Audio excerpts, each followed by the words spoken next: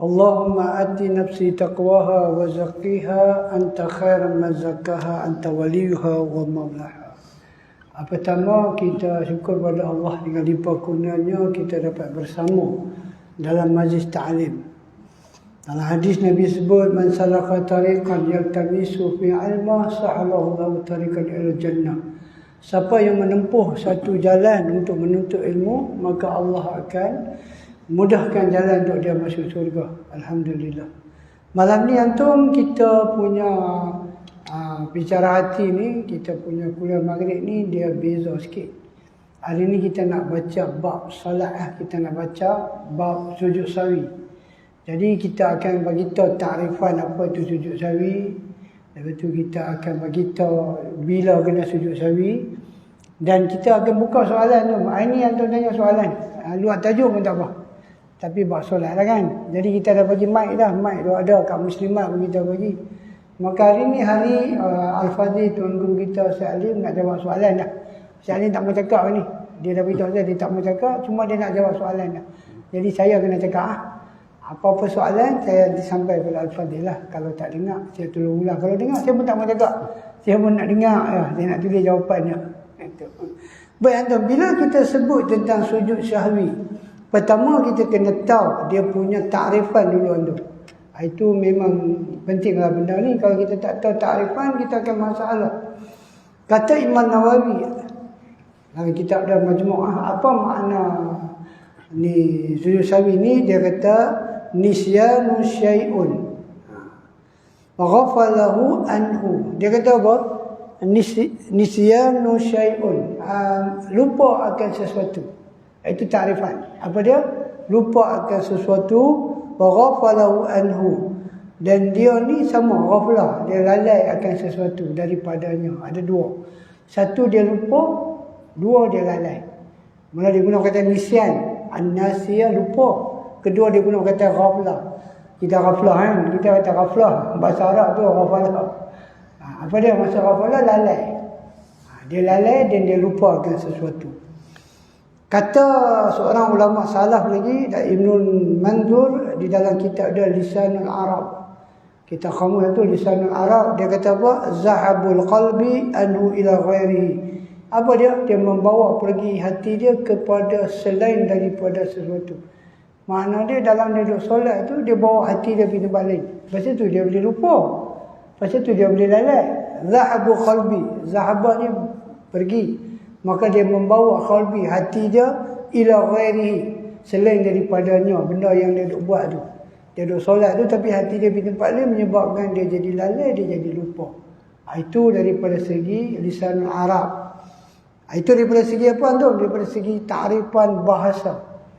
Sekarang kita tengok daripada segi istilah pula. Segi istilah. Tadi daripada segi bahasa. Sekarang kita nak, bila orang tanya kita apa maksud ni sujud syahwi daripada segi bahasa, kita kata lupa, lalai. Bawa hati pergi ke sesuatu selain daripada benda yang dia buat tu. Tumpuan dia hilang. Daripada istilah, huwa ma yakunu fil akhir salat au ba'daha bijabarin khalalin bitarqi ma'muri bihi au fi'lin bi ba'din munhiya anhu duna ta'ammadu. Okey, apa maksud dia? Dia kata huwa ma yakunu fil akhir salah. Sujud sahwi ni adalah apa yang dikerjakan selepas solat. Selepas solat. Au ba'daha, ataupun sebelum solat. Makna dia sebelum salam boleh sujud sahwi, selepas salam juga boleh sujud sahwi. Itu makna dia. Itu kita kata daripada segi istilah lah. Kita baca teks Arab tu, kita kata dia punya apa makna dia? Paling mudah, sujud sahwi ni boleh dilakukan di dalam salat, sebelum bagi salam, ataupun sesudah salat. Itu makna dia. Kenapa? Untuk menampung kecacatan. Untuk menampung kecacatan. Itu tujuan dia. Bila dia tak sujud sahwi, dia punya solat boleh jadi tak sempurna. Untuk menampung kecacatan. Sebab apa? Dengan meninggalkan suruhan dengannya atau melakukan sebahagian perbuatan yang dilarang darinya tanpa sengaja. Ada perintah baca tahiyat awal, dia lupa. Itu. Dia meninggalkan suruhan ataupun kadang-kadang dia buat benda yang dilarang. Seperti sepatutnya 4 rakaat, dia pergi sembahyang 5. Itu maksud dia. Apa maksud dia? Dia melakukan sesuatu, sebahagian perbuatan yang disuruh. Yang disuruh tu tahiyat awal. Itu disuruh, dia tinggalkan tahiyat awal.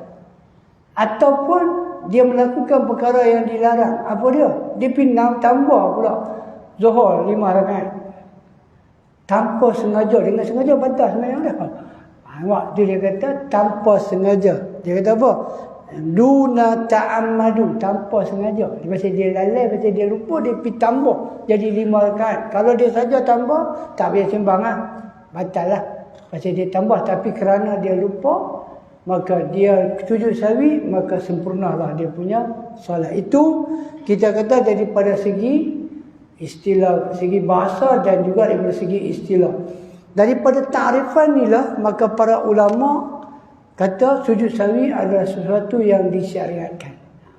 Daripada ta'rifan tadi, daripada segi bahasa, daripada segi istilah, maka para ulama, ijma' ulama, sujud sahwi adalah sesuatu yang disyariatkan. Itu dia punya apa?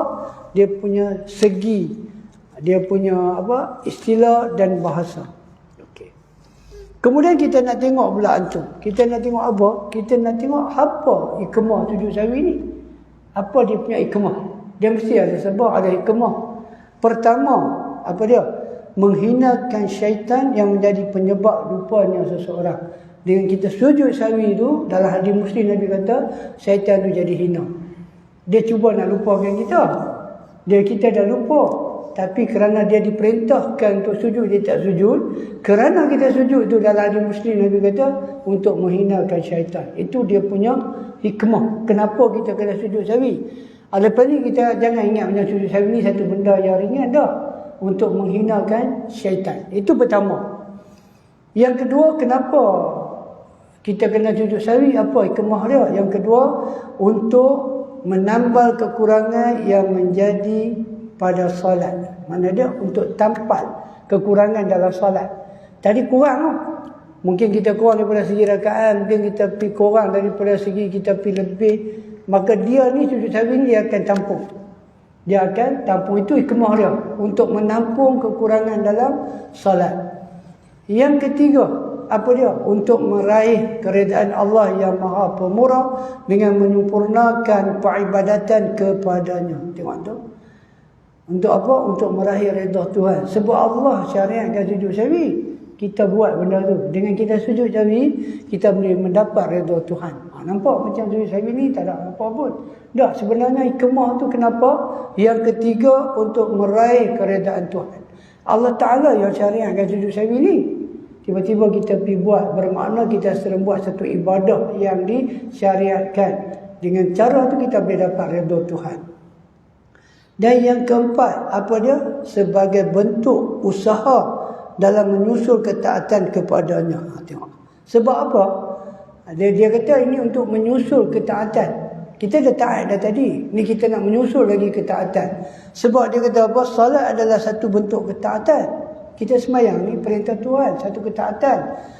Ketika lupa, maka muncullah ajaran yang datang kemudian. Sujud sahwi ni datang kemudian. Bila kita datang perintah tu? Bila kita lupa. Bila kita lupa, maka datanglah perintah sujud sahwi. Jika kita melakukannya, maka dia sudah berupaya untuk menyusul satu ketaatan, yakni salat, dengan ketaatan berikutnya, iaitu sujud sahwi. Kita semayang tu satu ketaatan. Tapi bila kita lupa, kita melakukan ketaatan yang kedua. Apa dia? Ketaatan sujud sahwi. Ini adalah 4 sebab atau hikmah kenapa kita kena sujud sahwi. Kenapa kita kena sujud sahwi? Sebab 4 benda ni adalah sebab yang besar.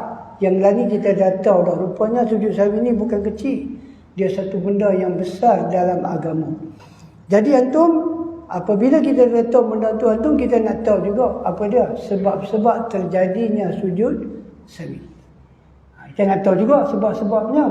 Maka orang yang paling layak, paling utama, paling afdal untuk tentu bab ni, tak lain dia tak buka adalah Al-Fadhil murabi kita, mursyid kita yang hari ni pakai baju biru, comel. Jadi kita serahkan kepada Al-Fadhil untuk cerita kat kita, kongsi dengan kita bila dan ketika kita perlu sujud sahwi. Tafadhal masuk. Bismillahirrahmanirrahim. Assalamualaikum warahmatullahi wabarakatuh. Waalaikumsalam. Alhamdulillahil ula wal akhirah. Lahul hukmu wa ilaihi turja'un. Wa usalli wa usallim ala Muhammadin wa aluhu. Amma ba'du. Ikhwatul iman, ikhwatul fiddin, a'azakumullah wa uhibbukum fillah. Alhamdulillah, summa alhamdulillah. Yang kita raikan mursyid kita Ustaz Adnan Sa'ad, para penuntun dan para jemaah yang dirahmati Allah. Alhamdulillah, mursyid kita Ustaz Adnan telah menghuraikan kepada kita tentang satu sunnah yang mesti kita jaga, iaitu sunnah berkaitan dengan sujud sahwi. Para ulama sebut kepada kita ikhwan, mereka guna perkataan waqad warada 'anil nabi sallallahu alaihi wasallam sahwuhu fi salati ta'liman lana liyakuna qudwatan lana fi kulli ahwalina. Itu teks yang ulama kita sebut dalam kitab fiqh. Walaupun dia perkataan ulama, tapi dia ada muatan yang besar pelajaran dia. Mereka kata waqad warada 'anil nabi sallallahu alaihi wasallam sahwuhu fi salati. Mereka kata telah warid, telah sabit, telah sampai kepada kita riwayat yang sahih bahawa Nabi sallallahu alaihi wasallam telah melakukan sujud sahwi dalam solat dia. Kenapa Nabi melakukan sujud sahwi dalam solat dia? Yang ni, ta'liman lana. Dia menjadi suatu ta'liman lana, suatu pengajaran Nabi kepada kita umat dia. Pelajaran apa? Pelajaran bahawa bila kita solat, kita menghadap Allah Ta'ala, kita tak boleh solat sesuka hati, bergerak sesuka hati. Kita fikir dengan akal kita, kalau silap begini cara selesai dia, tak boleh. Kerana ibadat sembahyang itu ibadat yang khusus. Dia dipanggil ibadat yang mahdhah. Mahdhah, ibadat yang tauqifiyah, waqaf ala Rasulillah. Ibadat yang semua kita kena rujuk pada Rasulullah. Kerana itu perkataan sallu kama ra'aitumuni usalli adalah di Bukhari. Kamu kena semayang macam aku semayang, sujud sahwi macam aku sujud sahwi, wirid salat macam aku wirid salat, sunat semayang pun kena perhati pada aku, makruh semayang pun perhati kepada aku, yang membatalkan semayang pun kamu kena perhati pada aku. Itu adalah muatan kepada makna sallu kama ra'aitumuni usalli. Jadi bila Nabi sujud sahwi itu ta'liman lana, dia menjadi suatu ilmu, suatu pendidikan Nabi kepada kita. Dia ta'lim kita kerana dia muallim. Dia tenaga pengajar. Dia memang ajak kita. Liyakuna qudwatan lana fi kulli ahwalina. Supaya ini menjadi suatu qudwatan lana, suatu ikutan kita. Bila Nabi dah tak ada, Nabi dah wafat, jadi apa-apa, inilah qudwah kita, inilah tuntunan kita, pedoman kita, bimbingan kita fi kulli ahwalina, dalam semua hal yang berkaitan dengan salat kita. Jadi besar ikhwan, sujud sahwi ini begitu besar. Ustaz Nan dah sebut hikmah ada 4, maka saya tambah yang 1 jadi 5. Salah satu daripada hikmah sujud sahwi itu menandakan bahawa Muhammad bin Abdullah wa Rasulullah, dia tidak ada sifat ketuhanan, dia manusia biasa. Maka boleh berlaku silap. Sehingga kan sembahyang tu dah cukup 4, Nabi bangkit buat jadi 5. Sembahyang tu patut ada tahiyat awal, tiba-tiba Nabi tinggal bangkit rakaat ketiga. Sembahyang tu patut sambung rakaat ketiga, tiba-tiba Nabi duduk tahiyat. Sahabat rasakan itu tahiyat awal, tiba-tiba Nabi baca tahiyat akhir, tiba-tiba Nabi bagi salam. Dan sahabat bertanya, adakah sembahyang telah dikasarkan? Nabi kata tak. Adakah kau melakukan kesilapan? Nabi kata tak. Maka Nabi beralih kepada sahabat lain. Nabi kata, apa yang dia duk cakap ni? Maka sahabat semua kata, ya Rasulullah, tadi kamu sembahyang 2 rakaat. Maka terus Nabi bangkit, Nabi takbir, Nabi tambah lagi 2. Dan Nabi melakukan sujud sahwi. Itu menunjukkan dia manusia biasa. Kalau Allah tak bimbing dia, maka tak sempurnalah syariat ini. Baik. Sujud sahwi itu ikhwan berdasarkan riwayat-riwayat yang ada. Riwayat daripada Abu Hurairah, riwayat daripada Abdullah bin Mas'ud, riwayat daripada Abdullah bin Buhainah. Kesemua riwayat ini ada dalam Bukhari, ada dalam Muslim dan selain Bukhari dan Muslim. Semua kedudukan hadis tentang sujud sahwi kesemuanya sahih belaka. Yang pertama, Nabi melakukan sujud sahwi ini kerana apa? Kerana ziyadah. Kerana berlaku penambahan dalam rukun salat. Yang kedua, kerana an-naqsu, kerana melakukan pengurangan. Ketiga, kerana syak. Yang ketiga ni Nabi tak pernah berlaku kat Nabi. Tapi ini lebih dalam bentuk Nabi sebut dengan mudah. Iza syakka ahadukum fi salat. Bila seorang daripada kamu syak dalam solat. Nabi tak pernah syak. Nabi pernah terlebih rakaat, Nabi pernah kurang rakaat, Nabi pernah tinggal tahiyat awal, tapi syak tak pernah. Seorang rasul tak akan syak. Tapi Nabi sebut, idza syakka ahadukum, bila kamu sembahyang kamu syak, berapa rakaat kamu? Maka kamu ambillah yang meyakinkan. Ambillah angka yang kurang dan kamu tambah dan kamu sujud sahwi. Jadi sujud sahwi dibuat kerana penambahan, pengurangan dan kerana syak. Itu yang ada dalam hadis. Cuma dalam mazhab Syafi'i dia tambah. Dia tambah yang keempat, dia kata kerana meninggalkan satu daripada sunat yang dituntut, iaitu dia namakan dengan nama sunat ab'ad. Meninggalkan dia, maka itu dia masuk yang keempat sebagai perkara yang kita, Ustaz Nanda Habaq ta'rif tadilah jabar. Kita jabar. Jabar bermakna kita tampung. Tampung apa? Tampung yang khalal, yang cacat tadi. Seorang musalli seorang yang sembahyang, dia sujud 2 kali. Di akhir salat, pada akhir salat dia, ataupun dah habis dah dia bagi salam, baru dia sujud. Untuk apa? Untuk tampung kekurangan yang telah berlaku.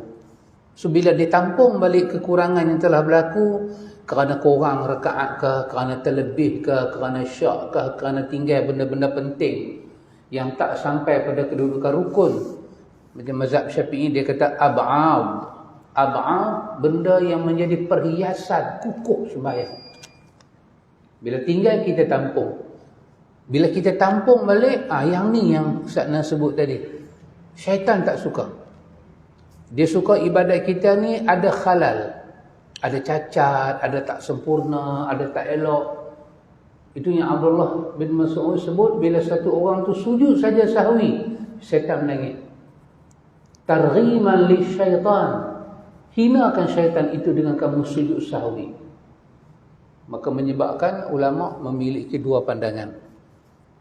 Daripada 4 mazhab, mazhab Abu Hanifah, Malik, Syafi'i dan Ahmad, 4 mazhab pecah jadi 2. Satu menyatakan sujud sahwi adalah fardu, wajib.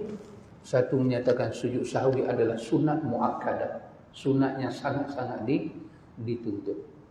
Maka itu di antara perkara-perkara yang kenapa asbabul lisahwi, sebab kita sujud sahwi.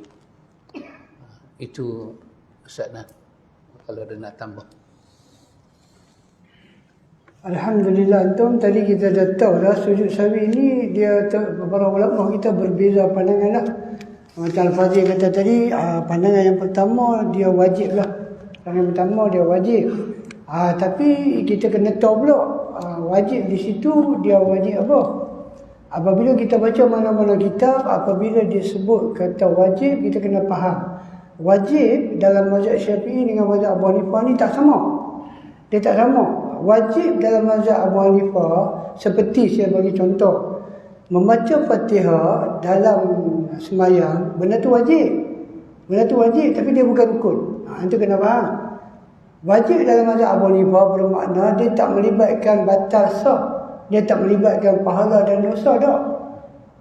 Jadi bila dia para ulama kata wajib, tadi kita kena tahu pula. Wajib tu wajib apa? Saya bagi contoh tadi kan, dalam mazhab Syafi'i, baca semayang, baca Fatihah, dia rukun. Kalau tak baca, tak sah. Tak sah. Semayang tu, dia kena tahu. Bila dia kata sujud sahwi ni wajib, kena tahu pula wajib yang dia sebut ni, wajib apa? Wajib Syafi'i ke wajib Abu Hanifah? Lebih beza. Bila kitab-kitab mana pun kita baca, bila dia tulis wajib, dia sepatutnya, dia kena guna perkataan, kalau kita kata rukun-rukun lah. Kalau wajib, wajib lah. Fardu lah, dia akan selalu sebut wajib satu. Dan siapa yang kata wajib di sini? Mazhab Hanafi. Mazhab Hanafi bermakna wajib di sini bukanlah wajib yang tak buat pada dosa. Taklah. Wajib di sini wajib yang. Siapa lagi kata wajib? Qaul di sisi mazhab Malik. Dan ini adalah muktamad di sisi mazhab Abu Hanifah dan juga Imam Ahmad bin Hanbal. Dan juga ini adalah pandangan Syekhul Islam Ibn Taimiyah. Wajib lah. Pandangan yang kedua, dia guna perkataan mustahab. Dituntut sangat. Kok mana pun, kena sujud sahwi lah. Walaupun daripada segi bahasa kita kata. Dalam segi dia kata dituntut mustahab. Maknanya dia dituntut sangat. Walaupun dia tak main lah sampai tahap wajib. Tapi dituntut sangat. Pandangan ni adalah pandangan yang masuk dalam mazhab Malik, Syafi'iyah. Dan satu riwayat daripada Imam Hanabilah Ahmad bin Hanbal. Sekarang dia ada dua pandangan lantung. Dia ada dua pandangan. Lepas tu kita kena tahu. Walaupun kita kata dia taklah sampai wajib. Dia dah tak sampai wajib. Dia pula antum berkenaan dengan makmum dan imam. Dia berkenaan dengan makmum dan imam. Kita kena tengok pula imam sujud dah. Ada ketikanya bila imam tak sujud, makmum tak ada sujud. Ada ketikanya walaupun imam tak sujud, makmum kena sujud. Itu semua kita kena tahu jugalah. Baik, sebelum saya teruskan benda ni, saya nak jawab, ada orang tanya soalan. Memang kita buka soalan pun. Jadi saya nak suruh Al-Fadhil Ustaz jawab sikit lah. Saya ambil sikit boleh tak? Boleh Ustaz. Tambah memang sikit. Okey, Ustaz nak ambil sikit dulu sebelum jawab soalan. Okay. Saya nak letak suatu asas dulu. Asas ni saya letak antum boleh faham. Asas ni pegang elok asas ni. Asas ni berdasarkan 3 hadis tadi. Hadis Abu Hurairah, hadis Abdullah bin Mas'ud dan hadis daripada Abdullah bin Buhainah. Ketiga-tiga hadis sahih belaka. Baik. Macam mana Nabi buat sujud sahwi? Ada kes tambah rakaat. Okey? Tambah rakaat lah. Ada kes kurang rakaat. Betul? Ada kes syak. Betul? Ada kes tinggal tahiyat awal. Kalau saya silap Ustaz nak betulkan lah. Pada sujud sahwi saya belajar banyak dengan Ustaz Nan. Bukan kata sujud sahwi, semua jenis sujud lah.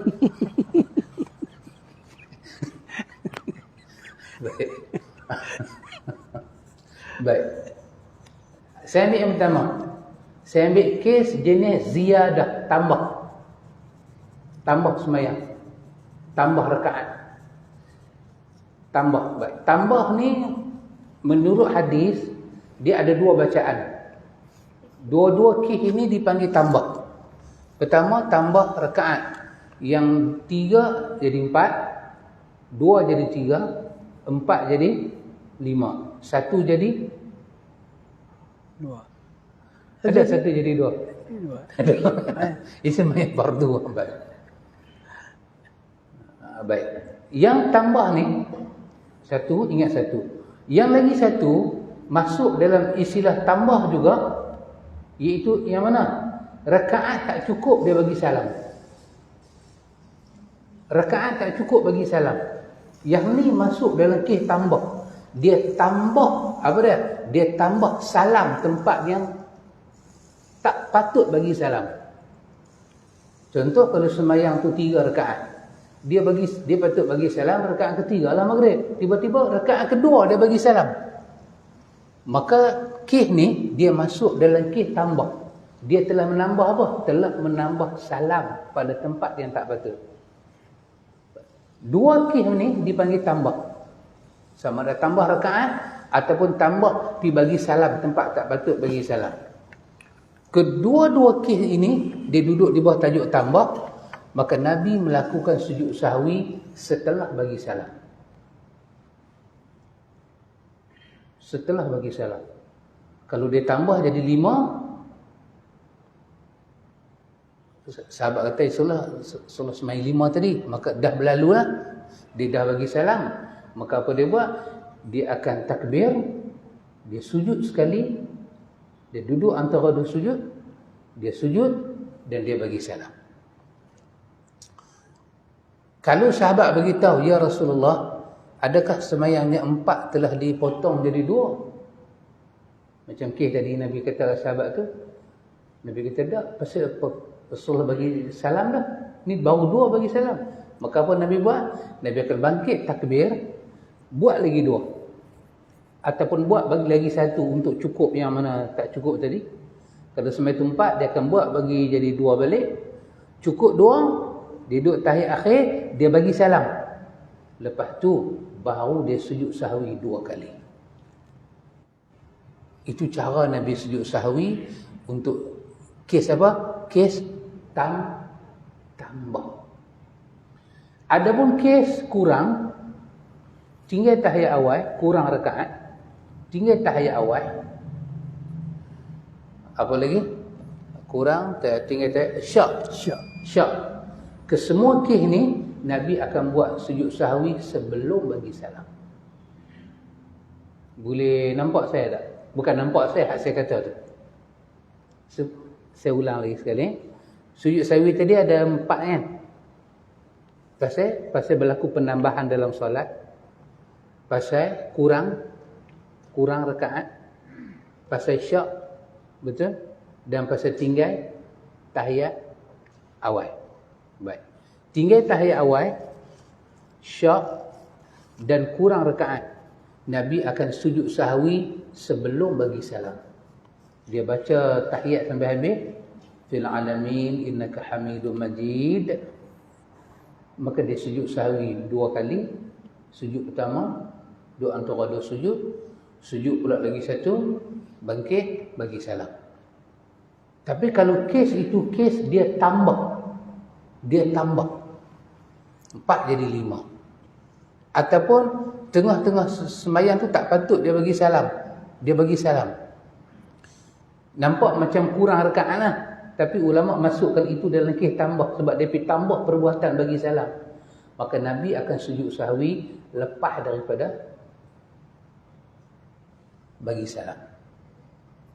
Boleh nampak tak? Pakcik Aris, satu macamnya sandar nampak? Maknanya nampak tu. Alhamdulillah. Itu saya letak sebagai asas supaya kita boleh tahu. Itu berdasarkan 3 hadis tadi. Hadis apa? Hadis Abu Hurairah, hadis Abdullah bin Mas'ud dan hadis Abdullah bin Buhaina. Cuma mazhab Syafi'i dia memilih, dia kata antara hadis Nabi sujud sahwi dalam sembahyang dengan Nabi sujud sahwi luar sembahyang, Imam Syafi'i terutamanya dia pandang kekuatan dan banyak perbuatan Nabi sujud sahwi dalam sembahyang. Maka Imam Syafi'i memilih mazhab dia, semua jenis apa silap tambah ke kurang ke apa, sujud sahwi lebih afdal dalam sembahyang. Imam Malik menyatakan lebih afdal sujud sahwi di luar sembahyang. Syekhul Islam Ibn Taymiyah dia kata eloklah kita kekalkan sifat sujud sahwi Kes yang patut sujud sahwi dalam sembahyang, sujudlah dalam sembahyang. Kes yang luar sembahyang, sujudlah luar sembahyang. Namun bila kita lihat ke conclusion, khulasah yang dibuat oleh para fuqaha, akhirnya mereka menyatakan antara dalam sembahyang dan luar sembahyang, akhirnya mereka kata kedua-duanya boleh sebab ada riwayat. Kedua-duanya boleh sebab ada riwayat. Tapi kalau baiknya ikutlah kes tu macam mana, itu lebih baik. Tapi kalau kita tak boleh ingat, kita boleh ambil kaedah yang disebut oleh Imam Syafi'i, semua sujud sahwi dibuat sebelum salam pun boleh. Ataupun kita susah nak ingat kesilapan kita boleh ambil kaedah mazhab Malik, sujud sahwi dibuat di luar sembahyang pun boleh. Tapi kalau kita boleh buat dengan sistem Nabi itu lebih afdal. Wallahu a'lam. Ya? Tak apa dengar.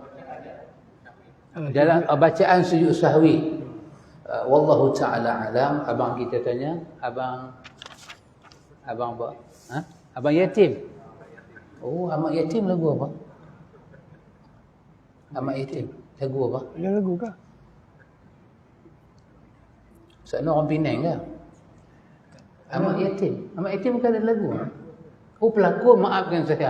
Maknanya Ustaz no Penang. Saya orang Merbuk, saya minta maaf. Macam. Oh, saya silap. Amak yatim ni pelakon. Maafkan saya. Saya buat sujud sahwi. Saya tersilap. Bacaan abang yatim tanya bacaan. Wallahu ta'ala alam, Allah Ta'ala maha mengetahui. Kita tak jumpa satu riwayat yang sahih menyatakan apakah bacaan yang dibaca oleh Nabi dalam sujud sahwi. Yang kita tahunya ialah kerana sujud sahwi itu sujud, maka boleh dibaca semua jenis bacaan sujud dalam dia. Kalau dikata ada tak bacaan khas untuk sujud sahwi? Jawapannya tidak ada. Tidak ada riwayat yang sahih pun. Cuma yang ada dalam kitab fiqh, dia kata baca subhana man la yanamu wa la yasuhu. Yang tu bacaan tasbih yang dicipta oleh para ulama, bukan datang daripada Nabi. Maka lebih afdal kita tak usah baca yang tu. Kalau orang tanya kalau dia baca yang tu boleh ke tak boleh, batal tak sujud sahwi? Jawapannya kalau dia baca tak batal sujud sahwi, tapi dia telah membawa satu zikir yang Nabi tak sebut. Eloklah kita baca. Kalau kita dah tak tahu nak baca apa, subhana rabbiyal a'la, sajada wajhiya lilladzi khalaqahu. Semua bacaan sujud kita boleh baca dalam sujud sahwi. Maka elok kita jangan cipta mana-mana bacaan yang tidak waris daripada Nabi. Boleh apa yatim? Wallahu a'lam.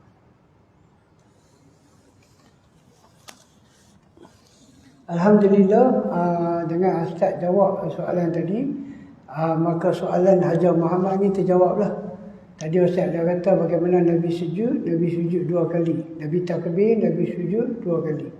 Kemudian tidak ada bacaan. Jadi Hajar Muhammad ni tanya macam mana nak sujud dan apa bacaan dia. Di Al-Fadhi Ustaz dah sebut dah. Ustaz dah beritahu dah menghadap Nabi macam mana, Nabi menghadap kiblat. Lepas tu Nabi takbir, Nabi sujud 2 kali.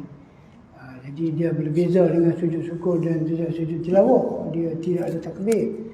Jadi sujud sahwi ni dia ada takbir. Dia ada takbir, lepas tu kita sujud sekali, kita sujud 2 kali, lepas tu salam habis. Dia tidak ada bacaan apa pun. Baik.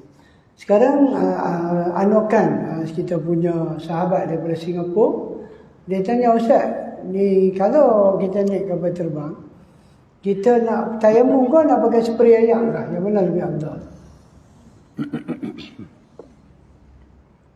Wallahu ta'ala alam, Allah Ta'ala maha mengetahui. Sahabat Anwar Khan, pertama saya kata dulu, zaman saya naik kapal terbang tak sama dengan zaman lah ni. Zaman saya naik kapal terbang dulu, masa mula-mula kapal ada, tak dibenarkan sembahyang dalam kapal terbang dan tak dibenarkan ambil ayat sembahyang dalam kapal terbang.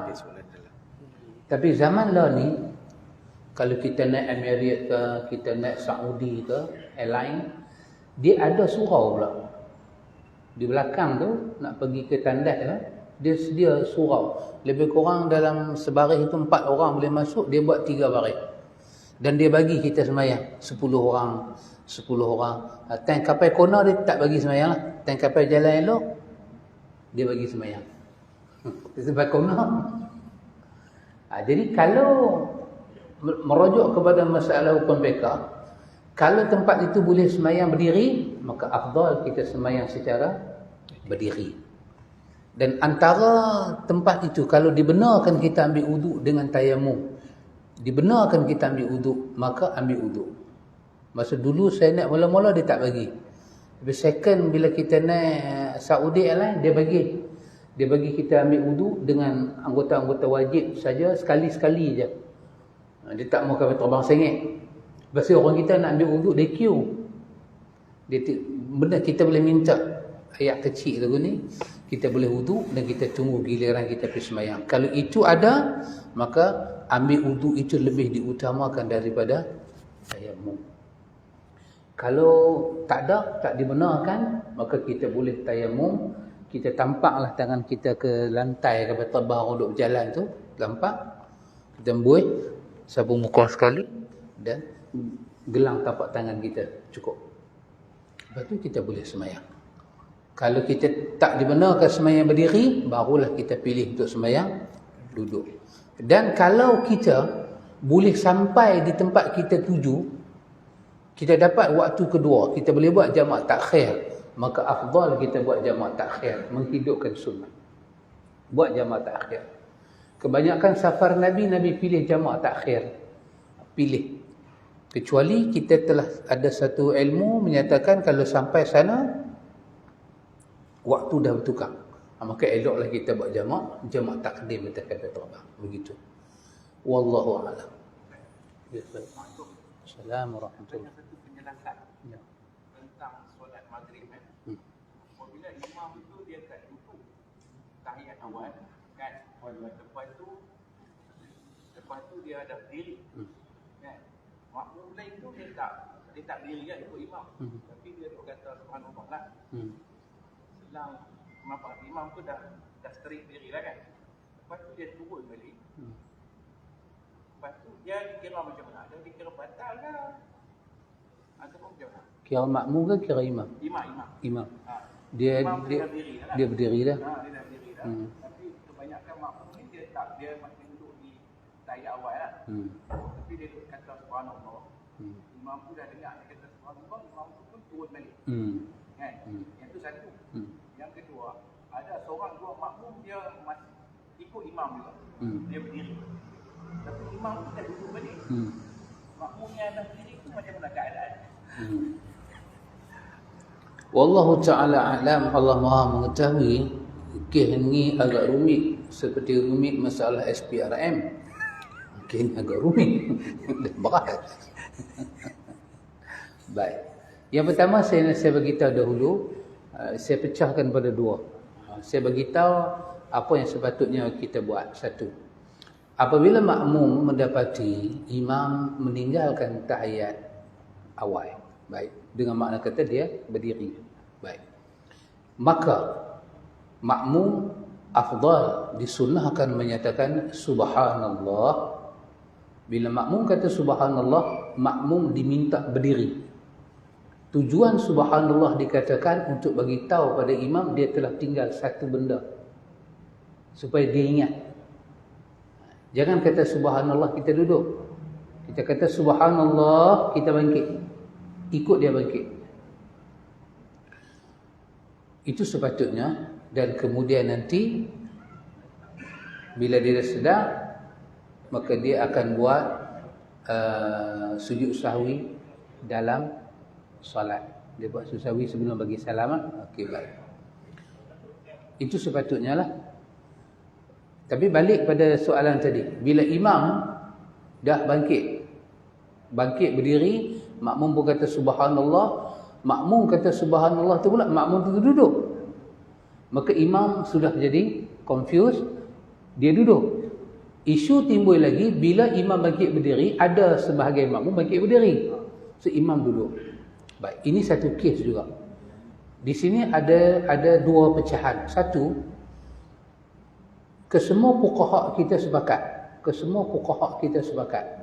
Empat mazhab sepakat. Kalau imam telah sampai kepada rukun berdiri, maka dia tak boleh duduk. Sebab dia telah masuk rukun yang lain. Tapi kalau dia dalam proses, orang kata berdiri tak sempurna lagi, baru duk angkat bungkuk dah naik, badan pun naik tapi duduk bengkok lagi, tak straight, dia boleh turun balik. Sebab itu tidak dinamakan qiyam yang tamam, berdiri yang sempurna. Baik. Yang kedua, kita kena tahu pada menyatakan bahawa apabila imam melakukan tindakan yang salah tadi, dia melakukan tindakan yang salah, dia pergi duduk balik, sedangkan dia dah berdiri, dia duduk. Masa dia duduk itu, dia duduk dengan jahil dan tidak sengaja. Ulama juga sepakat ketika itu sembahyang dia tak batal. Tak batal. Pasal apa? Pasal dia jahil dan masa dia itu tidak lama. Menurut mazhab Syafi'i, imam dah berdiri tu dah betul dah. Tiba-tiba makmum bagi subhanallah, dia cemas, dia duduk balik. Kalau ikut mazhab Syafi'i, bila dia duduk balik tu, dia duduk sat tu, dia jangan baca tahiyat, bangkit balik berdiri. Sebab dia dianggap duduk dengan jahil dan masa duduk tu tak lama, dia kena bangkit balik. Maka makmum semua kena ikut dia. Adapun makmum yang berdiri saja tadi, dia sepatutnya kekal berdiri. Dia sepatutnya kekal berdiri, dia tak ikut imam duduk balik. Dia kekal berdiri. Kalau dia kekal berdiri, dia betul. Dia betul duduk berdiri sampai mana? Sampai imam bangkit berdiri balik. Jangan mufarakah. Jangan mufarakah sebab sembahyang imam belum batal lagi. Ikut imam balik. Imam bangkit berdiri, rakaat ketiga dia ikut balik. Maka dalam kes ini makmum dan imam sangat-sangat disunahkan dengan perkataan jabar sujud sahwi. Sebab kalau mereka tak sujud sahwi, kita akan lihat kepada hadis Abdullah bin Mas'ud, apa kata dia? Syaitan gelap, syaitan seronok, dia telah semayang dengan apa yang tidak diriwayatkan daripada Nabi, dia cukup syok. Maka cepat-cepat kita tampung dengan sujud sahwi. Maksud dia, kalau imam dia duduk, dia baca tahiyat awal, yang makmum yang berdiri seorang tu, dia tak ada tahiyat awal. Dia tak ada tahiyat awal. Itu saya duduk. Yang eloknya imam dia kena duduk sat. Bangkit balik. Dia kena baca tahiyat awal. Jangan baca. Jangan baca. Dia duduk tu orang kata pasal dia cemas kan. Bila dia cemas, dia pun sedar balik. Ni tahiyat awal ni sunat saja. Sedangkan berdiri tu rukun. Maka dia kena tinggal tahiyat tu, bangkit kepada rukun. Kalau dia baca tahiyat awal sampai habis? Kalau dia baca tahiyat awal dengan habis, dengan dia tahu hukum, maka sembahyang dia boleh batal. Saya tak mau kata batal sebab saya pegang kata dia jahil. Sebab dia ada satu hukum yang kecil di sana. Perbuatan imam yang tak disengajakan dan benda itu berlaku bukan secara berulangan, maka itu tanda kata dia jahil. Maka yang jahil itu dimaafkan sekali. Maka kita hukum sembahyang dia, kalau itu first time dia, tak batal lah. Tapi kalau lepas dia bagi tahiyat, dia tak buat sujud sahwi lah. Kalau dia tak buat sujud sahwi, kira syaitan gelak lah. Maksudnya dia masih tak batal lagi. Tak batal lagi, tak batal. Sembahyang dah sah lagi. Cuma makmum jadi cempera lah sikit. Kalau makmum yang seorang tu dia ikut balik dengan imam tu, batal sembahyang dia. makmum tu batal. Pasal posisi dia dah betul. Dia tu saya turun. Tapi kalau dia turun pun dia pun sama dengan imam, dia tak tahu apa. Maka yang tak tahu ni, tanda kata tak tahu benda tu berlaku sekali ya. Dia tak berulang jadi lagu tu. Tanda kata dia cemas, dia tak tahu. Sebab kita ada hadis Abdullah bin Mas'ud, Abdullah bin Abbas, apa yang dilakukan dalam keadaan tak sengaja, maka itu ada ruang kemaafan oleh Allah, tak batal lagi. Tapi dia walaupun dia dah bagi salam, dia tak sujud sahwi, sunnah kita bagi tahu kepada imam sujud sahwi walaupun lepas sembahyang, sunnah. Dan Syekhul Islam Ibn Taymiyah menyatakan kes macam ni, kalau imam tak sujud sahwi, makmum sujud sahwi secara individu lepas bagi salam, supaya mengihyakan juga sunnah sujud sahwi. Boleh sahabat? Clear sahabat? Alhamdulillah. Azan dulu. Azan dulu. Boleh.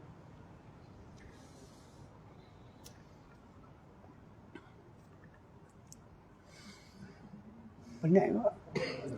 Betul.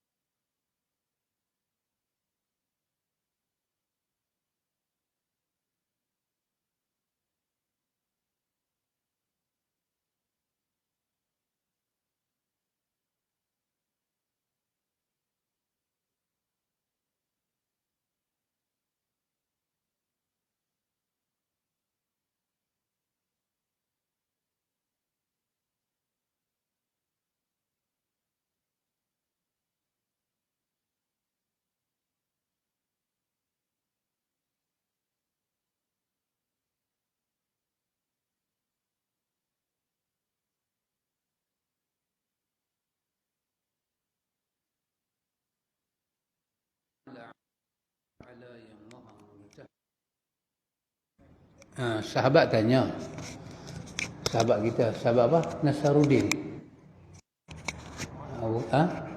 Mat. Oh, sahabat Mat. Oh, Mat Laih. Awak pergi jadi Laih. Oh, Mak Ih, maaf kata saya. Mak Ih. Baik, sahabat Mat. Sahabat Mat tanya, kita semayang subuh di tempat yang baca doa kunut. Tapi kebetulan dia tak baca doa kunut. Dia terlupalah. Maka kerana itu dia buat sujud sahwi. Jadi kita ni makmum ni kita memang berpandangan tak ada kunut. Adakah kita kena buat sujud sahwi? Baik. Wallahu ta'ala alam, Allah Maha mengetahui. Syekhul Islam Ibn Taymiyah menyatakan bahawa makmum kena sujud sahwi. Kerana sujud sahwi itu sunnah. Sebab apa imam buat sujud sahwi, sebab apa dia buat, itu tidak penting untuk kita makmum tahu. Hadis Bukhari menyebut innama ju'ila al-imam liyu'tamma bihi fala takhtalifu alaihi. Kemudian di ujung tu wa idza sajada fasjudu, itu ujung hadis. Nabi kata dijadikan imam untuk diikuti. Satu. Ini nama dia mutaba'ah. Mutaba'ah kita dengan imam kena ada mutaba'ah, ataupun dalam setengah kitab fiqh dia kata qudwah. Kena ikut dia. Ikut adalah benda yang memang kena ikut, ada dalil suruh ikut. Yang kedua, Nabi kata fala takhtalifu alaihi, jangan berselisih dengan imam. Jangan berselisih dengan imam. Dan di ujung tu Nabi kata wa idza sajada fasjudu, bila imam sujud kamu sujud. Sama ada sujud sahwi ataupun sujud tilawah, kita tak tahu apa, kita mai-mai dia sujud, maka kita pun sujud. Kalau kita engkar, kita jadi makmumnya engkar. Maka makmumnya engkar ni ada dikutuk oleh Nabi dalam satu riwayatnya lain. Jadi soalannya, adakah kita sujud sahwi? Jawapannya kita sujud sahwi. Itu yang dipakai oleh kebanyakan ulama kita, termasuk Syekhul Islam Ibn Taymiyah. Wallahu a'lam. Tapi tadi baca mana tadi ikut imam. Jadi kita tak baca khusus. Jadi imam baca khusus subuh angkat tangan. Jadi kita makmum yang kena ikut dia agak tenang. Begini. Jadi panjanglah sikit. Baik, begini. Kita ikut imam pada apa yang ada dalam sunnah. Sujud sahwi itu sunnah. Adapun kunut tak sunnah. Jadi kenapa kita ikut dia buat sujud sahwi? Sebab sujud sahwi itu Nabi buat. Kita buat. Kenapa kita tak ikut dia dalam kunut? Sebab ini bagus juga soalan ni. Sebab anda tengok tadi dalam Nabi pernah lebih rakaat. Betul? Nabi pernah kurang rakaat. Betul? Nabi pernah tinggal tahiyat awal. Betul? Lagi satu Nabi kata bila kamu syak kan, tapi Nabi tak pernah syak. Tapi ada tak ada riwayat Nabi pernah sujud sahwi kerana tinggal doa kunut? Tak ada. Tak ada. Jadi menunjukkan Nabi tak membaca doa kunut subuh. Nabi membaca kunut nazilah. Sebulan tu Nabi tak pernah tinggal. Jadi Nabi tak sujudlah sahwi kerana sebulan dia tak tinggal. Adapun lepas sebulan dia tak baca dah kunut nazilah tu. Maka tak ada riwayat Nabi sujud sahwi kerana meninggalkan kunut subuh. Pasal itu kita tak baca kunut sebab riwayat jelas. Cuma isu dia bila imam sujud sahwi, makmum kena sujud sahwi tak? Walaupun makmum tak buat salah. Makmum mai-mai, kita tak tahu. Katalah imam tadi dia semayang ada katalah dia tadi dia semayang dia tertinggal tahiyat awal. Kita masuk dah rakaat akhir, kita tak tahu ikut kepala. Ataupun kita masuk dia duk baca tahiyat akhir. Kita takbir, kita dipanggil apa? Masbuk. Kita Allahu Akbar kan. Kita duduk, kita apa satu rakaat tak dapat. Kita pun petik tahiyat. Sampai fil alamin innaka hamidum majid. Kita punya set kepala, dia bagi salam. Tiba-tiba tak, dia sujud sahwi.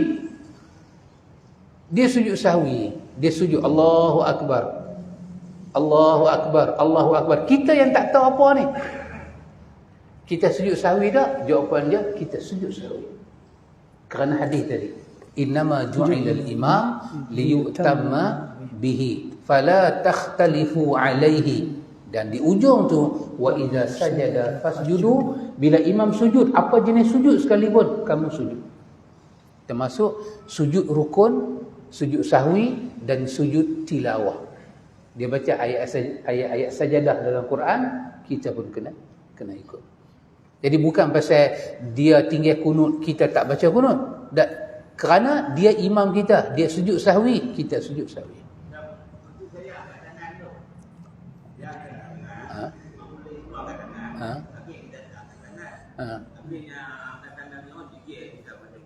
Jegil lah balik.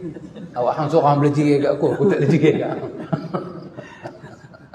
Wallahu a'lam. Salam betul. InsyaAllah kita bagi peluang pada muslimat kalau nak tanya apa-apa soalan Dan kita punya producer kita bagi peluang untuk jemaah yang ada ni untuk tanya soalan sebelum jawab soalan luar. Jadi kita telah diberi kad kuning sebelum kad merah kita buka untuk jemaah sini dulu. Boleh tanya soalan insya-Allah. Kalau tak ada baru kita nak baca soalan-soalan yang ada dalam kita punya ni phone ni. Pak Aris. Okey. Kita ada antum. Cikgu Omar ada soalan. Boleh bagi Cikgu Omar mic tu. Tak dengar. Cikgu Omar ada soalan. Ali tolong bagi kat cikgu saya. Cikgu Omar nak tanya soalan. Tak dengar. Saya nak jawab pula. Ya, ada banyak nak jawab ni. Anwar kan ada lagi banyak ni. Tanya tentang kenapa kita lupa dalam solat. Apa kita nak buat. Assalamualaikum Ustaz. Salam.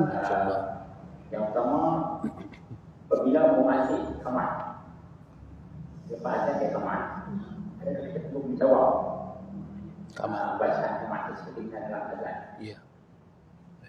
Sana. Dia mana? Wallahu ta'ala alam, Allah ta'ala maha mengetahui. Baik. Di sini ada dua keputusan yang dapat kita ambil. Keputusan yang pertama, hadis menyebut iqamat dalam satu riwayat lain disebut dengan azan. Nabi kata ad-du'a la turad bainal azain. Doa tidak ditolak di antara dua azan. Kenapa disebut dua azan? Azan yang pertama dan qamat. Maka qamat dimasukkan sebagai satu kalimah azan. Maka Nabi kata doa tidak ditolak di antara azan dan iqamah, dua azan. Jadi iqamah juga dipanggil dengan kalimah azan, ataupun dikata an-nida'u tsani ataupun azan ats-tsani. Kalau merujuk ke situ, maka apa yang berlaku kepada iqamah kita boleh jawab. Sampai habis qad qamatis salah, kita pun jawab qad qamatis salah sampai habis. Baik. Satu lagi pandangan menyatakan iqamah dipanggil dengan nama iqamah, azan dipanggil dengan nama azan. Maka yang dituntut kita jawab adalah lafaz azan.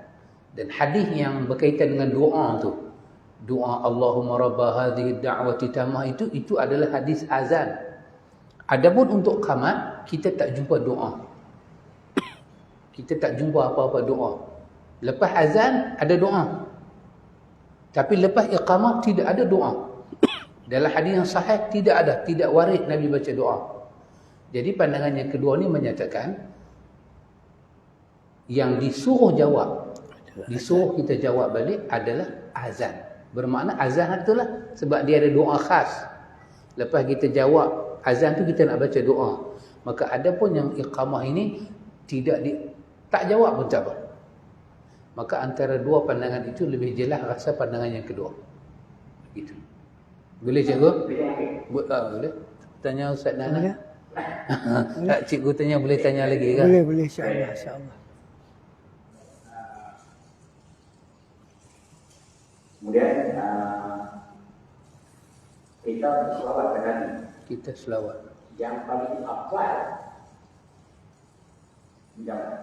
yang paling afdal Nabi ajar kepada kita.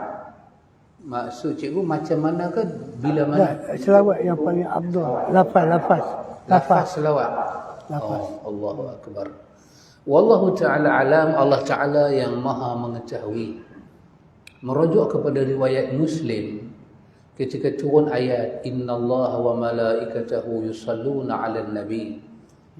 Pada perkataan ya ayyuhallazina amanu sallu 'alaihi wa sallimu taslima. Maka terus sahabat kata, ya Rasulullah, kami tahu bagi salam pada engkau, tapi kami tak tahu nak selawat pada engkau. Jadi ayat dah turun 56 Al-Ahzab. Suruh orang beriman selawat pada Nabi sebab Allah dan para malaikat berselawat. Tiba-tiba sahabat boleh kata, ya Rasulullah, nak bagi salam kami tahu. Assalamualaikum ya Rasulullah. Tapi macam mana nak selawat ni? Sangat ada keunikan itu. Maka Nabi pun diam. Nabi pun tak tahu macam mana nak selawat aku. Sebab arahan tu bukan dari Nabi, dari Tuhan. Sehinggalah dalam riwayat Muslim kata, diam sat. Jibril bawa sirah selawat. Faqulu. Jibril kata kat Nabi, faqulu, suruhlah mereka kata, Allahumma salli ala Muhammad wa ala ali Muhammad, yang kita panggil dengan nama selawat Ibrahimiyah, yang dibaca, diletak dalam tahiyat akhir itu. Sebenarnya dia boleh baca juga dalam tahiyat awal. Tahiyat awal dan tahiyat akhir bacaan dia sama. Cuma tahiyat akhir, lepas habis tahiyat, dia ada disunahkan doa daripada perlindungan 4 benda itu. Tahiyat awal tak ada. Maka kalau cikgu tanya, sirah manakah yang paling besar sekali? Ada kitab ditulis oleh Imam Ibn Qayyim berkenaan dengan selawat saja. Hadis-hadis yang dhaif, hadis-hadis yang tidak sahih, semua dia muatkan dalam kitab dia berkenaan dengan selawat. Dan dia menyenaraikan hampir 400 kelebihan selawat. Dan akhirnya dia bawa selawat ni, akhirnya Syekhul Islam Imam Ibn Qayyim Al-Jauziyah menyatakan selawat yang paling agung adalah selawat Ibrahimiyah. Maka siapa-siapa nak kesempurnaan selawat, pilihlah selawat dalam tahiyat akhir. Paling agung. Dia ada dalam riwayat Muslim. Begitu cikgu.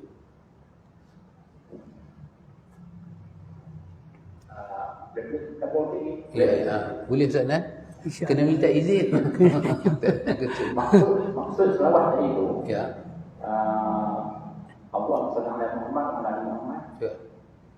Allah sejahterakan Nabi Muhammad dan keluarga Muhammad, ataupun Allah berselawat atas Nabi Muhammad dan keluarga Muhammad. Maka itu yang itu. Maksud cikgu terjemahan dia kan? Wallahu ta'ala alam, Allah maha mengetahui. Merujuk kepada tafsir Imam Qurtubi, ketika Imam Qurtubi lalu pada ayat 56 surah Al-Ahzab ni, Imam Qurtubi kata, perkataan innallaha wa malaikatahu yusalluna 'alan nabi ya ayyuhallazina amanu sallu 'alaihi wa sallimu taslima. Kata Imam Qurtubi, kalau selawat itu dari Allah kepada Muhammad, artinya rahmat, artinya makam mahmud. Allah berselawat kepada Nabi, artinya kata Imam Qurtubi, Allah memberi rahmat kepada Nabi. Allah mengangkat kedudukan Nabi kepada kedudukan yang mahmud, paling tinggi, yang orang lain tak boleh pergi. Itu makna kata Allah selawat kepada Nabi. Ajrun ghairu mamnun. Allah memberi pahala yang tidak putus-putus pada Nabi. Allah merahmati dia, menjaga akhlak dia. Itu makna selawat. Kerana selawat daripada Allah kepada Nabi bermakna kebaikan Allah beri pada Nabi dalam bentuk rahmat, dalam bentuk barakah, dalam bentuk makam mahmud, dan dalam bentuk pahala yang tak putih-putih sampai hari kiamat. Itu makna Allah berselawat. Bukan Allah kata Allahumma shalli ala Muhammad, tak, bukan begitu. Selawat malaikat kepada Nabi artinya malaikat memohon rahmat yang Tuhan nak bagi kepada Nabi itu diteruskan sampai hari kiamat. Malaikat beristighfar untuk Nabi sebagai tanda kemuliaan dia. Adapun maksud kita kata Allahumma salli ala Muhammad, ya Allah, berilah kebaikan yang ada di sisi Engkau yang Kau janji tadi, ya Allah, berilah kepada Nabi Muhammad. Itu makna Allahumma salli ala Muhammad. Boleh cikgu? Alhamdulillah. Wallahu a'lam. Okay. Muslimat adakah? Muslimat ada soalan? Muslimat. Assalamualaikum warahmatullahi wabarakatuh. Wassalamualaikum. Saya ada soalan sini tentang solat di rumah bersama keluarga, sebagai ketua keluarga, tapi sembahyang rapat berbanding sembahyang di solat di masjid tapi terdapat sejarah. Jadi yang mana yang lebih afdal? Soalan jawab. Sebut nama Ustaz Alim tu. Mana sebut nama saya? Sebut, saya tak dengar. Kata Ustaz Nan lah. Dia tak Allah Allah lebih mengetahui. Sebenarnya tidak ada riwayat yang sahih yang menyebut tentang ganjaran bila kita solat di rumah. Tidak ada. Yang ada semua adalah hadis-hadis tentang bagaimana apabila satu orang tu ambil wuduk, dia langkah ke masjid, dia hapus satu dosa, dia angkat satu darjat, dia beri satu pahala. Semuanya melibatkan masjid. Siapa yang duduk di masjid, dia solat, dia tunggu kuliah, dia kira sedang beribadat. Kalau kita kata daripada segi afdal ni, afdal dia adalah di masjid lah. Sebab surah At-Taubah 18 pun sebut benda yang sama. Innama ya'muru masajidallah man amana billahi wal yawmil akhir. Sesungguhnya yang memakmurkan rumah-rumah Allah ini adalah orang yang beriman kepada Allah. Makna dia tidak ada disebut tentang fadilat-fadilat. Bila kita sembahyang di rumah, kita dikira memakmurkan rumah kita. Tak ada. Tidak ada. Walaupun kita sembahyang di masjid, kita tak rapat saf. Bukanlah kita tak rapat tu dengan sengaja. Tapi kerana ada sebab. Ada sebab. Para ulama kita selalunya dia akan guna maqasid syar'iyah. Ada benda, 5 benda selain daripada rukun Islam, rukun iman, kita kena tahu. Selalunya apabila para ulama kita dia nak buat hukum, dia akan guna juga maqasid syar'iyah ni. Ada 5 perkara ni yang kalau kita tak jaga, negara akan rosak. Agama juga boleh rosak. Jadi kebanyakannya sebab tu bila kita kata boleh dapat demonstrasi, maka mereka akan guna bab yang sama apa dia, maqasid syar'iyah. Apa dia? Di dalam Islam ni, yang pertama sekali kita kena jaga agama. Ada 5 perkara kita kena tahu. Hukum dibina kadang-kadang menggunakan 5 kaedah ni. Yang pertama apa? Agama mesti dijaga. Sebab tu Nabi kata man baddala andi faqtuluhu. Siapa tukar agama bunuh. Yang kedua apa dia? Keturunan. Mesti dijaga. Sebab tu kita kena beritahu ke anak-anak kita tentang bukan sahaja daripada rukun iman, bukan sahaja daripada rukun Islam, tetapi juga maqasid syar'iyah ni dia kena tahu. Kalau dia tak tahu, dia akan masalah. Dijaga apa? Yang kedua, keturunan. Sebab tu disyariatkan perkahwinan. Sebab tu disyariatkan perkahwinan untuk menjaga apa? Keturunan. Yang ketiga, apa kena jaga? Kena jaga nyawa. Kena jaga nyawa. Sebab tu kita tak bolehlah nak pergi ambil benda-benda yang haram. Kita pergi bawa motor laju-laju ni semua masalah tu. Dia pun tak tahu. Kena jaga nyawa. Kena jaga nyawa. Sebab tu Quran beritahu siapa bunuh satu nyawa tanpa hak, seolah-olah dia bunuh seluruh manusia. Dia punya ancaman berat. Jaga nyawa. 3. Yang keempat, jaga apa? Yang keempat, kena jaga akal. Kena jaga akal. Agama suruh kita jaga akal. Sebab tu budak yang memayih, yang belum taklif, dia tak dikenal hukum apa. Sebab akal dia belum cukup untuk menerima perintah Tuhan. Jadi sebab itulah tak boleh ambil dadah, tak boleh minum arak. Demonstrasi juga masuk dalam ni lah. Apa dia? Menjaga akal. Takut hilang akal. Bila kita pergi demonstrasi dengar ceramah, orang cakap pandai, kita jadi pandai, maka jadi masalah. Jaga akal. Jadi ada pencampuran khilaf. Kena jaga keturunan. Yang akhirnya jaga harta. Jaga harta. Sebab tu orang yang mana dia mempertahankan harta dia mati syahid. Ini 5 perkara tu yang kita kena jaga. Hukum dibina dengan 5 hukum ni, 5 kaedah ni. Sebab tu yang kata kita tak dapat sah ni, kenapa? Karena dia ada unsur yang ketiga. Apa dia? Jaga nyawa. Jaga nyawa.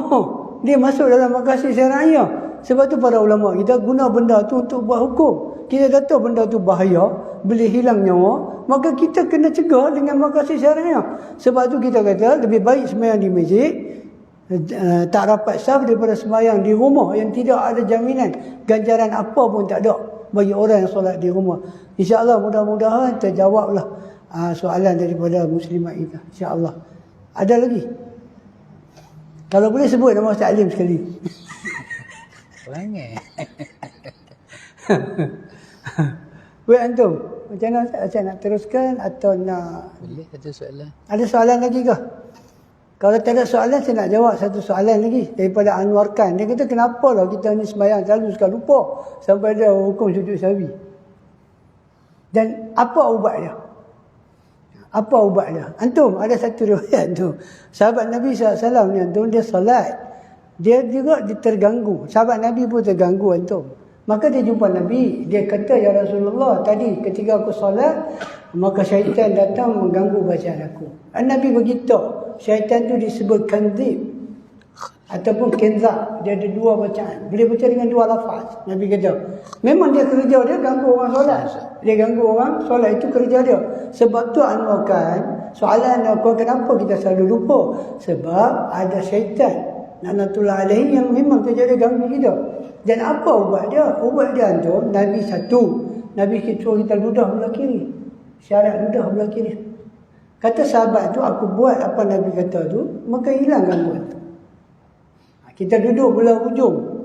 Kita ludah belah kiri. Kita duduk belah tengah. Kalau kita nak ludah, masalah tu.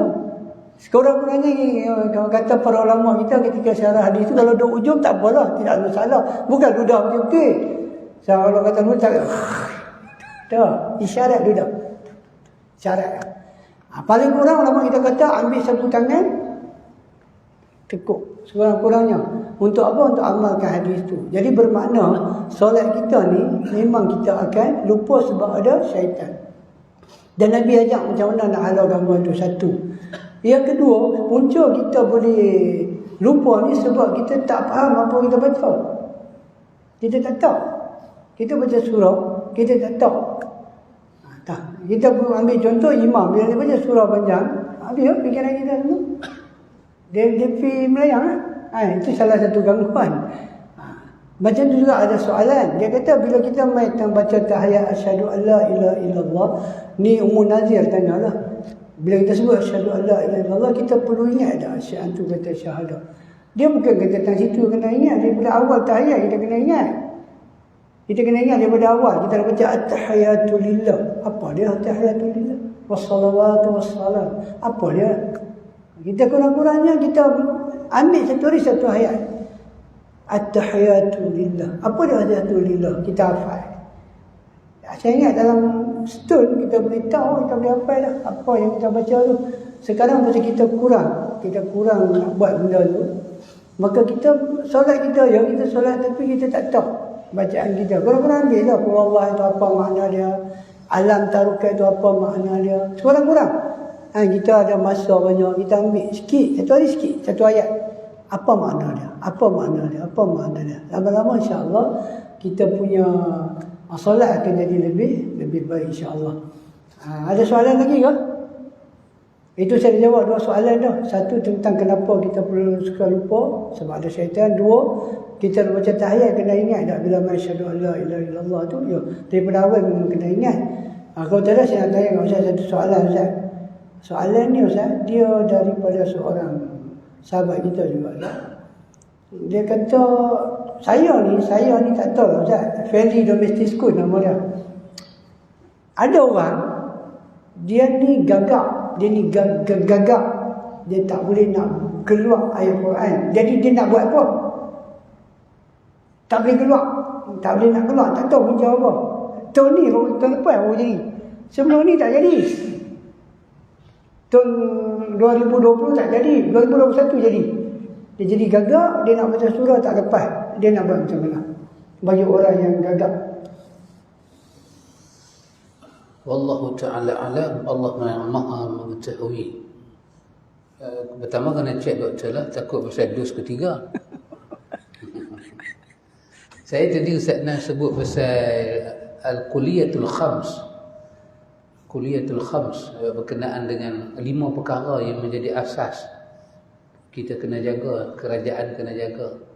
Hifzuddin, Ustaz Nas sebut tadi. Salah satunya hifzul aqli wa hifdzun nafsi.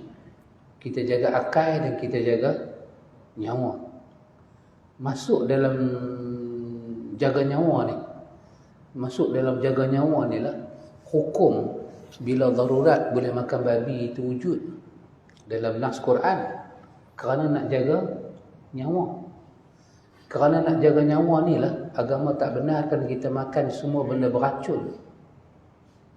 Benda beracun. Kerana nak jaga nyawa ni lah agama tak benarkan la darara wa la dirara. Nabi sebut jangan memudaratkan diri dan jangan memudaratkan orang lain. Kerana apa kata hifzun nafsi, wajib memelihara diri. Maka ada ayat Quran menyatakan wala taqtulun nafs, jangan kamu bunuh diri kamu. Tak boleh bunuh. Kita tak boleh mengacukan pisau kita bawa pisau yang tak ada sarung, kita acu tajam tu ke orang. Dalam riwayat Muslim, Nabi tak benarkan kerana dia akan mengganggu nyawa. Kita tak boleh melawak pakai benda tajam. Tak boleh. Kita tak boleh tampak anak-anak di muka. Tak boleh. Kerana nak menjaga nyawa dan akal, takut gangguan tu berlaku. Maka saya juga memasukkan dalam menjaga nyawa ni ialah ikhwan, termasuk kita ambil vaksin. Hukum asal ambil vaksin tu pasal nak jaga nyawa. Tetapi apabila kalau kita ambil vaksin terlebih boleh menghilangkan nyawa, itu juga kita kena jaga nyawa. Kena hati-hati. Bukan kata vaksin. Sahabat ingat kawan tu meniaga ubat. Hai obat, mari beli ubat. Siapa lambat tak dapat. Ada pula obat kalau makan besok pagi bangkit badan berbulu. Itu ada orang beli. Kali kedua dia menjual, dia kena harian. Jadi, kalau kali pertama kita ambil vaksin, kali kedua kita ambil vaksin untuk menjaga nyawa. Tapi kalau ketiga kita ambil vaksin, boleh mencederakan akal dan kesihatan, maka kita wajar tengok balik. Pihak nak panggil kita cucuk tu, biarlah dia panggil, tu kerja dia. Kita yang nak pergi cucuk tu, kena fikir, ni kesihatan kita. Imam Ibn Kathir di lalu surah Al-Baqarah, wa minan nasi man yaqulu rabbana atina fid dunya wa ma lahu fil akhirati min khalaq wa minhum man yaqulu rabbana atina fid dunya hasanah wa fil akhirati hasanah wa qina azaban nar. Dia kata hasanah fid dunya, dia kata as-sihhatu wal ibadah, sehat dan ibadah. Itu makna hasanah dalam dunia. Nabi kata pada Abdullah bin Abbas, bapa dia, Nabi kata fas'alul afiyah. Sebesar-besar benda kalau kau minta pada Tuhan, mintalah keafiatan, kesihatan, kesejahteraan. So kalau kita disuruh ambil vaksin, apa panggil apa? Booster. Sebelum pergi ambil ikhwan, kita kena cek badan kita. Pergi jumpa doktor. Cek imun dalam badan kita. Kita dah ambil 2 dos. Perlukah badan kita dos yang ketiga? Pergi jumpa doktor. Suruh dia ambil darah kita. Tak boleh kerajaan, antum kena pergi ke swasta. Suruh dia ambil darah kita. Dia cek dalam darah kita. Perlu tak perlu kita dos yang ketiga? Imun dalam badan kita ni kuat ke tak kuat? Kalau kuat, jangan ambil lagi. Sebab ini juga adalah nasihat daripada doktor. Orang kata merujuk dengan pakar. Seperti Dr. Hashimah. Dia juga daripada HKL yang sedang bagi talk sekarang ni. Ibu-ibu mengandung. Dia sebagai doktor kerajaan. Dia kata jangan ambil. Tak perlu. Maka itu juga termasuk di dalam apa dia? Hifzun nafsi. Kalau kena lembik herok sebelah ikhwan, siapa nak tengok anak-anak kita? Siapa nak tengok? Kalau sekadar dia padam dalam kita punya apa dia panggil? Dalam kita punya telefon dia pada My Sejahtera tu kan apa? Status komplit tu kan? Tak apa Bukan kita padam terus. Tapi yang takutnya bila kita ambil, kita tak tahu kesihatan badan. Dan mereka pun panggil kita buat tarikh cucuk terus. Dia tak cek darah tinggi kita, dia tak cek kecil manis kita, dia tak cek buah pinggang kita. Sedangkan itu adalah dia kena ikut benda tu. Saya tanya kepada yang dah ambil dos 3, ada tak cek itu semua? Sebelum dia ambil 2 hari sebelum dia ambil darah kita. Dia masuk lab, dia nak tengok. Maka jangan kita serahkan diri kita seperti ikan kering, talang. Serah diri kepada orang jual ikan kering, dia bedah habis, last sekali tinggal mata dia gantung di market. Perut tak ada, apa tak ada. Ada mata duk tengok orang masuk, tapi tak boleh nak buat apa. Janganlah, ini badan kita Tuhan tanya. Kan Pak soalan Tuhan tanya akhirat ikhwan, apa dia? Ilmu. Betul? La tazulu qadama 'abdin yaumal qiyamah tu kan? Hatta yus'al an arba'. Ditanya tentang apa? Ilmu. Kemana kita amal? Lepas tu dia tanya apa? Harta. Dari mana ke mana? Betul? Lepas tu dia tanya tentang apa? Sihat. Kemana kita habiskan? Dia tanya pasal muda. Sihat Tuhan tanya. So kita dah ambil dah 2 dos, kita telah pun mengikut pihak pemerintah. Yang mana kita yakin boleh mudarat kita, jangan. Kita bukan kaki isap okok, tapi kalau orang paksa kita isap okok, nak isap ke tak? Dah. Kalau orang tak isap, putih sahabat, putih biar. Apa masalahnya? Kau dengan orang lain, pasal apa nak batuk kita? Yang nak rosak lang kita, paru-paru kita. Yang nak sakit kita, yang nak tanggung keluarga kita.